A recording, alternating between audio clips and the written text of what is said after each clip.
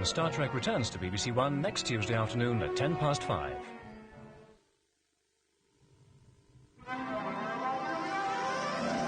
BBC1 presents a new series of The District Nurse, starring Nerys Hughes as Nurse Megan Roberts, preparing to take up her work again in the community of Pencool. You're back. Not long from the fold, and I suspect already wondering if the return was worth it. Still, not that I can't always use the extra pair of hands. Even if they are inclined to dabble in matters that don't concern them. No, if not you, then somebody else. Probably somebody just as... Spiky? Opinionated? Your words, not mine. Nerys Hughes stars as the District Nurse, a new series starting tonight at 6:55 on BBC1. Now, before the 6 o'clock news, the weather forecast from Ian McCaskill. Hello. Well, the weather's changing, and not really for the better, unless you happen to like it distinctly cool and showery, because that's what it's going to be from Thursday right onwards to the weekend. Now, you can see this weak front here, and this much more active front on the satellite picture. There we are, taken less than an hour ago now. A bit dark over Britain, sun's just setting, but you can probably just see that weak frontal zone coming into the northwest there. Then this much more dramatic frontal system racing across the Atlantic towards southwestern parts of Britain, and then all of us by Thursday. Tonight, though, well, that rain has got into Northern Ireland and Western Scotland there. It's relatively light, but a few heavier bursts. It'll come eastwards across Scotland and Northern Ireland during the night, with clearer weather getting into the west. Over England and Wales, well, a lot of dry weather tonight. Some light rain or drizzle in the west there. Most places dry. Some fog for a time in the southeast, but that'll clear away again later as the winds gradually pick up.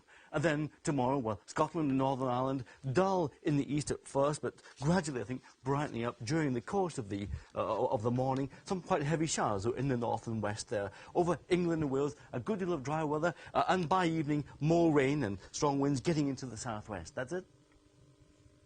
On BBC Two shortly, the Rockford Files. This is BBC1.